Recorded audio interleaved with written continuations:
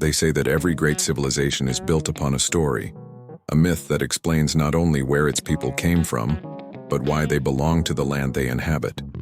And among the Yoruba of West Africa, that story begins with a single name, a figure cloaked in divinity, mystery, and controversy: Oduduwa. Was he a god who descended from the heavens to create order from chaos? Was he a mortal conqueror who carved an empire out of rival clans? Or was he something in between? A man elevated into legend, his story reshaped by centuries of oral tradition and political need. No matter which version you choose to believe, one fact is undeniable: Oduduwa is more than a person. He is a myth, a memory, and a symbol of Yoruba identity, the root from which one of Africa's most influential cultures spread like branches across the continent and into the world. To speak of Oduduwa is to enter a realm where history and myth blend so seamlessly that even scholars disagree on where one ends and the other begins. The Yoruba people, whose homeland lies in present-day southwestern Nigeria and parts of Benin and Togo, are among the largest and most enduring ethnic groups in Africa. Their traditions, art, language, and spirituality have shaped not only West Africa but also the African diaspora, carried across the Atlantic by those who were enslaved and transplanted into the New World. Today, echoes of Yoruba religion live on in Candomblé in Brazil, Santeria in Cuba, and Vodou in Haiti. But at the heart of this vast cultural network lies the story of its mythical ancestor, Oduduwa, whose tale has been told and retold across centuries, evolving with each retelling. The most well-known Yoruba myth begins not on earth, but in the heavens. Long ago, the world was nothing but water, endless and unbroken. The supreme god, Olodumare, ruled over the cosmos, and beneath him served the Orisha, divine beings who acted as intermediaries between heaven and earth.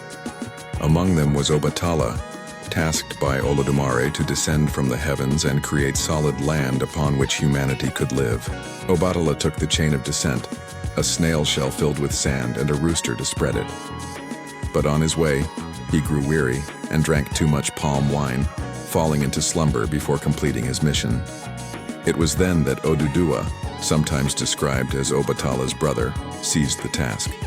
Carrying the sacred items, Oduduwa descended to the waters, poured out the sand, and released the rooster, which scratched and spread the soil into dry land. That land became Ife, the sacred city, the spiritual and political heart of the Yoruba people. From there, Oduduwa fathered children, sent them forth as kings, and established dynasties that continue to this day. But this is only one version of the myth. In another telling, Obatala is not tricked or incapacitated by wine, but rather betrayed by Oduduwa, who usurped his role in the creation of the earth. This version casts Oduduwa as ambitious, even treacherous, a divine rebel who nonetheless succeeded in bringing forth the land upon which humanity flourished.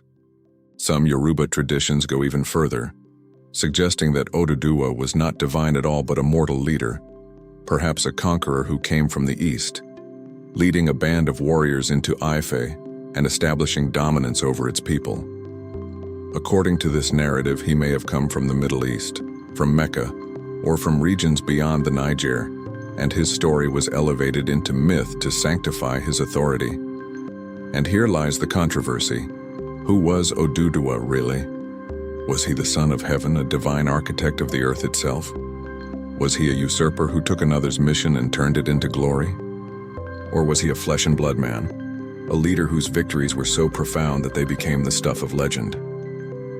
To this day, Yoruba scholars, priests, and storytellers debate these versions, each claiming a fragment of the truth. But perhaps the true power of Oduduwa lies not in which story is correct, but in the fact that all of them coexist. For the Yoruba, myth is not a rigid historical record. It is a living narrative, one that adapts to the needs of the people, one that explains not just origins but identity, unity, and destiny. The story of Oduduwa is not only about how land was created or how kings came to be. It is about why the Yoruba see themselves as bound together by a shared ancestry, why their city-states, despite wars and rivalries, claim descent from one root. The city of Ife in particular remains central to this story. Known as Ile Ife, it is called the cradle of humanity, the place where heaven met earth, the axis mundi of Yoruba cosmology. Archaeological findings in Ife reveal stunning works of art, bronze and terracotta sculptures of such naturalism and sophistication that European colonizers once refused to believe Africans could have created them. To the Yoruba, these are not merely artifacts but sacred echoes of a divine age, proof that Ife was and remains a holy city. And at the center of its origin stands Oduduwa, the first king, the ancestor of all rulers.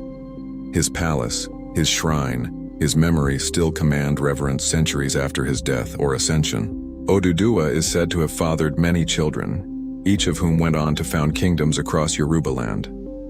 Oyo, Benin, Ijebu, Ketu, all trace their royal lineages back to him. This claim of descent was not merely symbolic, it was political. By rooting their authority in Oduduwa, kings across Yorubaland legitimized their power, tied themselves to the sacred center of Ife, and maintained unity even amid rivalry.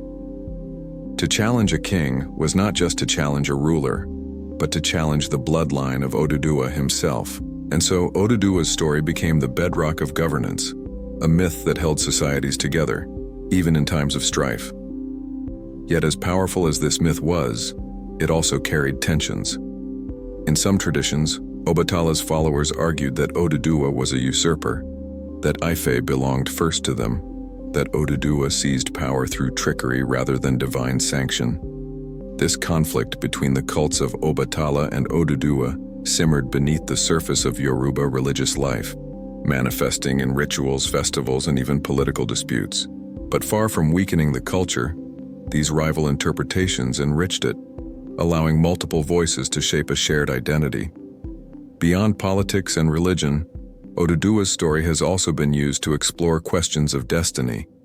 The Yoruba concept of Ori, the spiritual head, teaches that each person chooses their destiny before birth. In this worldview, Oduduwa's role is not just to create land or found kingdoms, but to embody the fulfillment of destiny itself. His choice to descend, to create, to rule, becomes a cosmic act that mirrors the journey of every human soul. This is why his myth endures, not only as history or politics, but as spiritual truth. And yet, the story of Oduduwa has not remained untouched by outside forces. During the spread of Islam and Christianity in West Africa, some storytellers adapted the myth to align with new religious frameworks. In certain accounts, Oduduwa is cast as a migrant from Mecca, exiled after refusing to abandon traditional gods. This version sought to reconcile Yoruba identity with Islamic influence, placing Oduduwa within a broader narrative of Abrahamic faiths. Later, colonial writers attempted to rationalize the myth, dismissing its divine aspects and portraying Oduduwa as a simple invader from the north or east. But these interpretations, often driven by external agendas, never erased the deeper resonance of the myth within Yoruba culture. Even today, the name Oduduwa carries weight far beyond Nigeria. Pan-Yoruba organizations invoke him as a symbol of unity, especially in times of political struggle. In the diaspora, his story is celebrated as part of a broader African heritage, a reminder of roots that were never cut despite the trauma of slavery. For Rastafarians and Pan-Africanists, Oduduwa represents not just Yoruba origins, but the resilience of African identity in the face of centuries of displacement. And here lies the controversial question: is Oduduwa a unifying figure, or has his myth been manipulated for power? Some argue that the insistence on descent from Oduduwa has excluded groups who do not share that lineage, reinforcing hierarchies and justifying dominance. Others see him as a timeless symbol of common ancestry, a thread that binds diverse Yoruba communities together. Perhaps both are true, for myths are tools, wielded by those who tell them, their meaning shaped as much by politics as by faith. Yet no matter the disputes, Oduduwa's presence remains unshakable. His story is recited in Ife's festivals, sung in Oriki praise poetry, whispered in the prayers of priests. His name echoes in palaces and shrines, in the voices of kings and commoners alike. He is at once a father, a rebel, a god, and a man. And it is this multiplicity that ensures his immortality. For a story that can adapt, that can hold many truths at once, is a story that can never die. To speak of Oduduwa, then, is to speak of Yoruba identity itself. Fluid, resilient, expansive. Whether he descended on a chain from the heavens, whether he conquered Ife with sword in hand, or whether he simply emerged as the memory of unity among scattered peoples, Oduduwa remains the root from which the Yoruba tree grows. And like that tree, his branches stretch wide, shading generations across continents, carrying with them the enduring truth that our origins are not fixed in stone but written in living stories. Perhaps that is the true lesson of Oduduwa, that myths are not lies but deeper kinds of truths, truths that explain not just what happened but why it mattered, why it still matters, why it will always matter. And in that sense, Oduduwa will never fade, for he lives wherever Yoruba people remember, wherever their stories are told, wherever their identity is cherished. He lives not only in the sacred city of Ife, but in every corner of the world where Yoruba blood flows, where Yoruba words are spoken, where Yoruba gods are praised. Oduduwa is not just the past, he is the eternal present, the myth that continues to breathe.